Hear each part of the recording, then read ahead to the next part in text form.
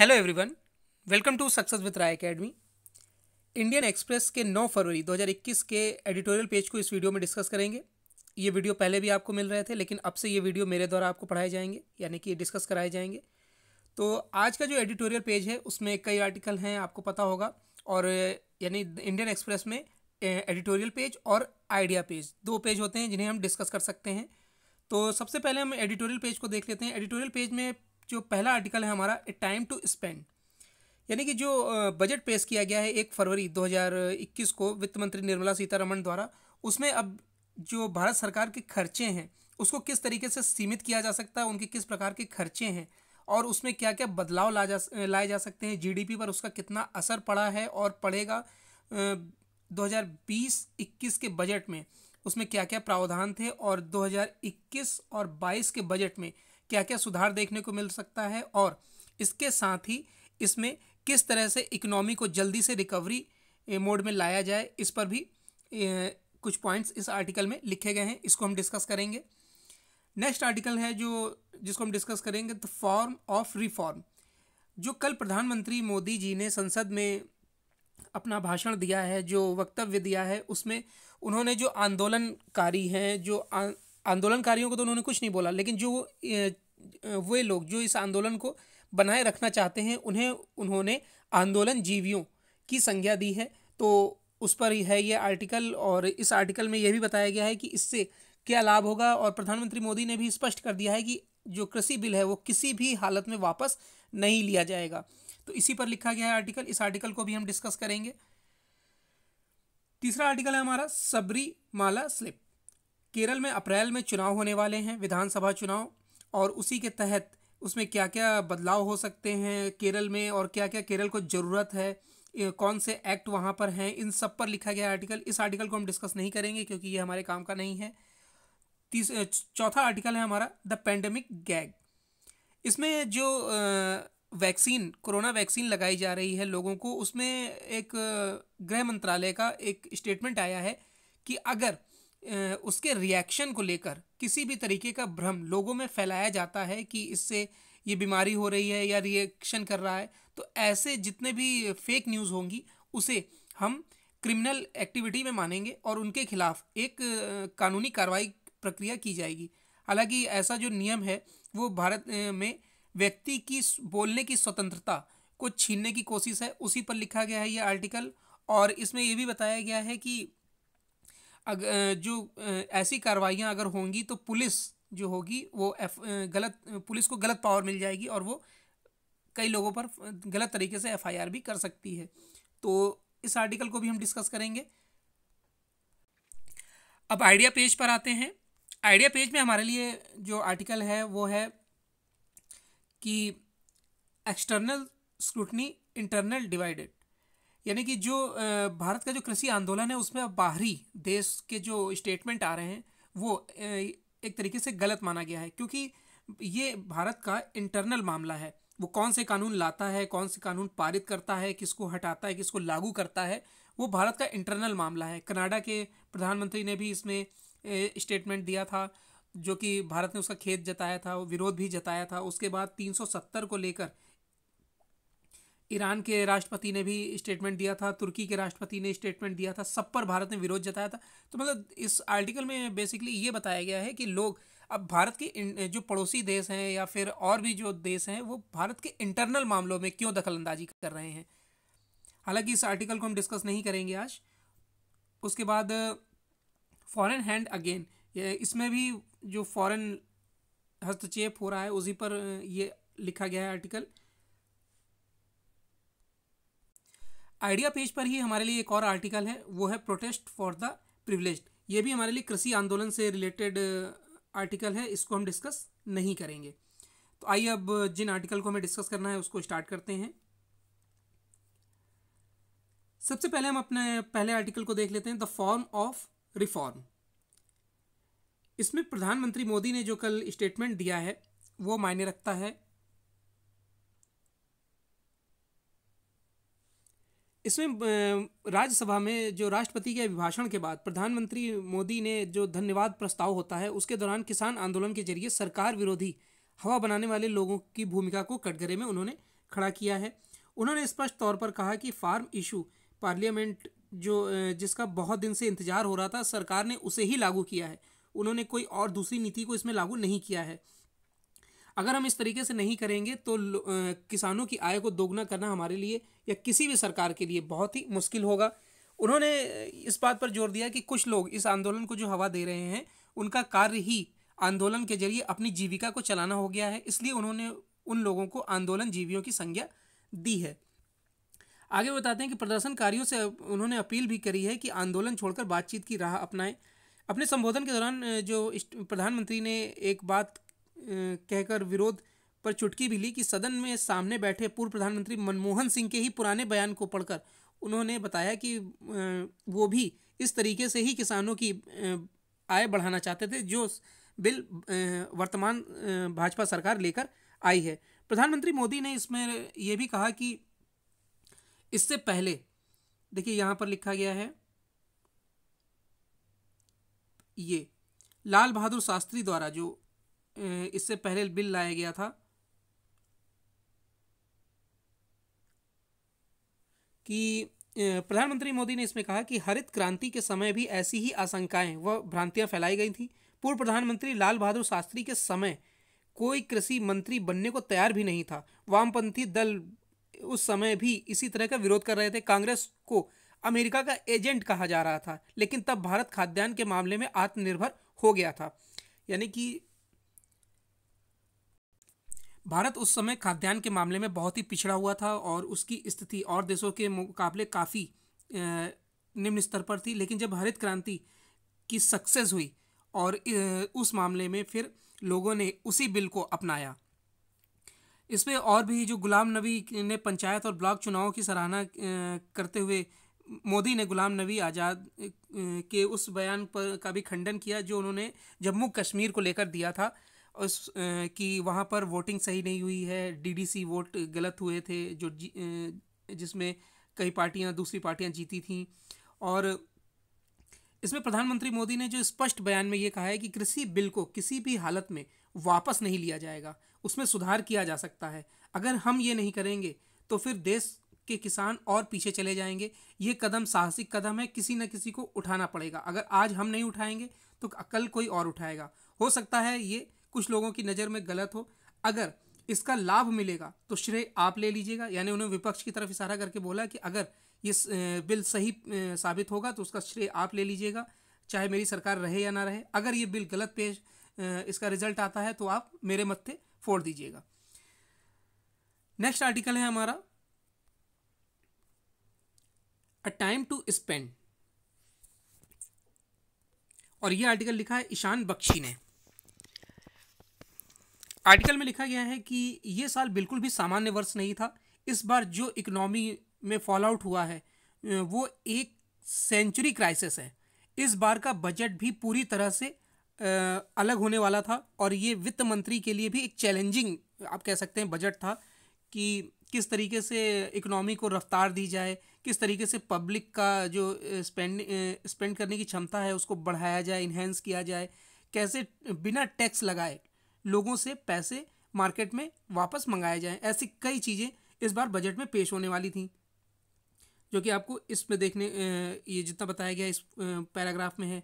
उसके बाद बताया गया है कि फिजिकल ईयर 2021-22 में किस तरह इकोनॉमी को जल्दी रिकवर किए जाने पर फोकस है। सरकार को अपने खर्चों और देनदारी में कटौती करनी होगी।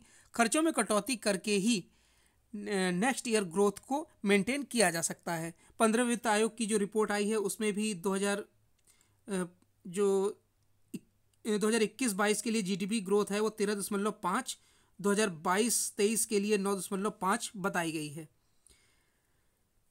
उसके बाद अगर सेकंड इफेक्ट की हम बात करें तो सबसे ज़्यादा जो प्रभाव पड़ा है कोरोना काल में जॉब और इनकम लॉसेस का।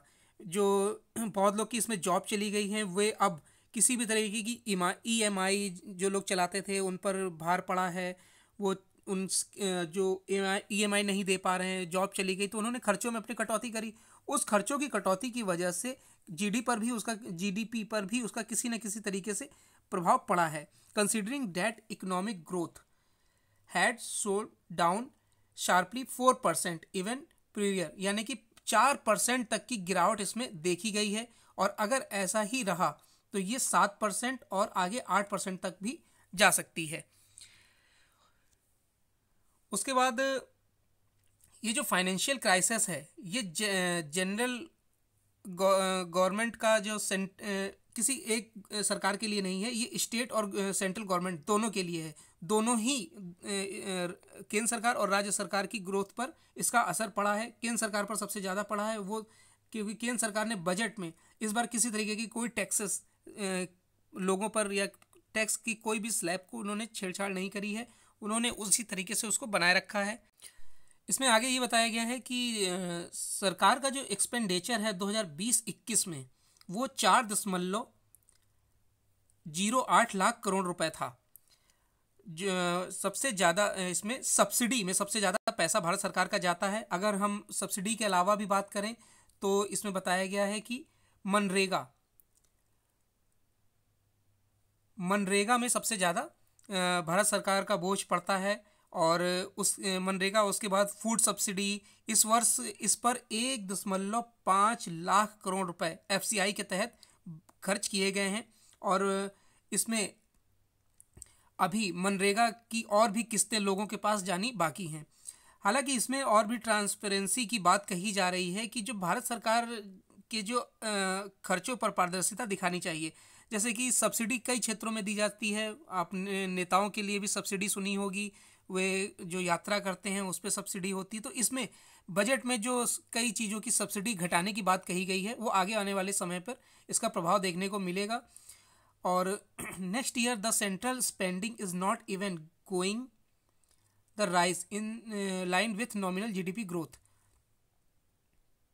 अगर ये अपने खर्चों में कटौती नहीं करते हैं तो GDP जो ग्रोथ है वो 21-22 में 15.6% तक जा सकती है। FCI के ड्यूज़ हैं, FCI पर लगभग 70,000 करोड़ रुपए का ड्यूज़ है। Spending these payment will be lower 15.3% of GDP। ऐसे कई अभी जो केसेस हैं वो बाकी। मनरेगा के का जो आवंटन है वो इसमें बार बार दिखाया जा रहा है कि अभी तो मनरेगा जैसी बड़ी स्कीम, जो विश्व की सबसे बड़ी स्कीम बोली जाती है रोजगार की, वो अभी भी अपने किस्तों के लिए रुकी हुई है। और इसमें आगे ये बताया जा रहा है कि 2007 और 8 में जो जो new fiscal consolidation road map था वो 4.5% का था और 2025-26 में इसे और बढ़ाया जा सकता है। यानी कि आगे आने वाले समय में इसमें कई बदलाव देखे जा सकते हैं। और जो लग्जरी है भारत सरकार की, उसको भी कई तरीके से अब कम करने की बात इसमें कही जा रही है। 2.8% GDP 23-24 तक और 4.2% 2020-21 में जो थी वो 2023-24 तक 2.8 तक डाउन करने की बात कही जा रही है खर्चों को। Considering that it is state governments that are actually expected to state government, यानी कि इसमें स्टेट गवर्नमेंट को भी कई मायने में भारत सरकार का साथ देना होगा। 2.4% GDP 2025-26 तक along with a fiscal deficit target 2.8%, the effectively means that the state will be allocating around 5.2% of GDP। यानी कि कई मायनों में यहाँ पर यह बताया जा रहा है कि GDP ग्रोथ जो भारत की कोरोना वायरस के कारण इस बार डाउन हो गई है, उसे हर हाल में 2025-26 पर जो 3.6% है उसे 7.3% तक ले जाने की इसमें बात कही जा रही है। तो अब देखिए इसमें खर्चों की कटौती की जो बात कही जा रही है वो भारत सरकार कितना अपनाती है, कितने उनके खर्चे हैं जिनको वो सीमित करती है, वो आगे आने वाले समय में मिलेगा। नेक्स्ट आर्टिकल है द पेंडेमिक गैंग। तो जो कोरोना वायरस को लेकर इसमें ये आर्टिकल लिखा गया है एमिया बोकिल, सरुजना बेज और निकिता सोनेवेन द्वारा ये आर्टिकल लिखा गया है। इसमें बताया गया है कि जो कोरोना वैक्सीन लगाई जा रही है उसमें प्रधानमंत्री मोदी ने भी कल राज्यसभा में ये बयान दिया कि ऐसी कोई अभी तक खबर नहीं मिली है कि इसका रिएक्शन हो रहा है, लोग इससे बीमार पड़ रहे हैं। 1-2 केस को अगर छोड़ दें तो ऐसी कोई भी अभी तक न्यूज़ नहीं मिली है जिससे इसको हम लोग निगेटिव लें। आगे आर्टिकल में ये लिखा गया है कि जो कोविड वैक्सीन है वो गवर्नमेंट के द्वारा, जो इंडियन गवर्नमेंट द्वारा लगाया जा रहा है वो पूरी सेफ्टी के साथ लगाया जा रहा है। लेकिन मिनिस्ट्री ऑफ होम अफेयर्स ने एक लेटर लिखा है राज्य सरकारों को, और वो लेटर लिखा गया है 19 जनवरी को, और उसमें ये सुझाव दिया गया है कि अगर कोई भी व्यक्ति इस कोविड वैक्सीन को लेकर फेक न्यूज़ फैलाता हुआ या बताता हुआ पाया जाए तो उसके खिलाफ criminal action against individual and organisations spreading, यानी कि उस पर क्रिमिनल केस लगाया जाए। और ये केस लगेगा डिजास्टर मैनेजमेंट एक्ट 2005 और इंडियन पेनल कोड आईपीसी 1860 के मुताबिक। और इसमें बताया गया है कि ट्रांसपेरेंसी और सेफ्टी इशू के साथ जो वैक्सीन लगाई जा रही है इस पर भारत सरकार को पूरा भरोसा है, लेकिन अगर इस पर किसी प्रकार की कोई भी फेक न्यूज़ बताई जाती है तो वो भारत सरकार के खिलाफ एक आपत्ति जताने जैसा होगा।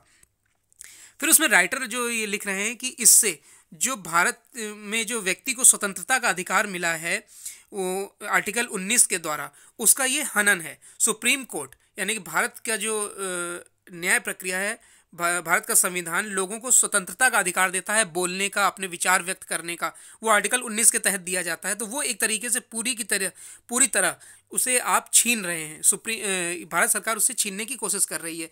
इस तरह से अगर कोई अगर फेक न्यूज़ अगर मान लीजिए कोई फॉरवर्ड कर देता है अगर और किसी तरीके से वो और लोगों तक पहुंचती है तो आप उसे अगर क्रिमिनल एक्टिविटी में मानते हैं तो आप उसके खिलाफ एफआईआर करेंगे। इसमें क्या होगा कि पुलिस को पूरी पावर स्टेट गवर्नमेंट की पुलिस को दी जा रही है। इसमें कई तरीके की फिर जैसे हम लोग आम बोल चाल में बोलते हैं कि वसूली टाइप की होने लगेगी। फेक न्यूज़ के दम पर पुलिस लोगों को धमकाएगी, अपने कई तरीके के इसमें पुलिस मतलब कुल मिला के पुलिस को ज़्यादा पावर मिल जाएगी और वो लोगों को परेशान करेगी। अब इसमें जो rights and risk analysis group यानी कि RRAG has documented 55 instances to targeting और इसमें जर्नलिज्म को सबसे ज़्यादा प्रभावित यानी कि इसमें फोकस किया जा रहा है कि जो मीडिया के माध्यम से जो खबरें फैलाई जाएंगी, अगर फेक न्यूज़ फैलाई जाएंगी तो उस पर तुरंत एक्शन लिया जाएगा। यानी कि एक तरीके से जो चौथा स्तंभ जिन्हें बोला जाता है उसको भी इसमें शक के घेरे में देखा जा रहा है और उस पर पाबंदियां लगाने की कोशिश की जा रही है। और इस तरीके के मध्य प्रदेश में भी कई केसेस आए थे जिसमें फेक न्यूज़ फैलाने को लेकर लोगों पर एफआईआर की गई थी, वो कोविड काल में ही करी गई थी। उसके बाद उत्तराखंड में और बिहार में कई राज्यों में ऐसे केसेस एफआईआर लॉन्च हो भी चुकी है। तो इन सब चीज़ों में अगर लोग अपनी आपत्ति या अपने सुझाव या अगर उन्हें कोई चीज़ गलत लग रही है तो अगर उसके लिए आवाज़ नहीं उठाएंगे तो ये फेक न्यूज़ कैसे बन गई, ये भारत सरकार को समझना होगा। और स्वतंत्रता जो भारत के लोगों की बोलने की स्वतंत्रता है, आज़ादी है, उसे आप किसी भी हालत में नहीं छीन सकते हैं। तो ये आज का एडिटोरियल पेज के 3 आर्टिकल थे। आइडिया पेज को आज हम कवर नहीं करेंगे। आई होप आपको वीडियो अच्छा लगा होगा। अगर वीडियो अच्छा लगा हो तो लाइक और शेयर कर दीजिएगा। वीडियो देखने के लिए धन्यवाद।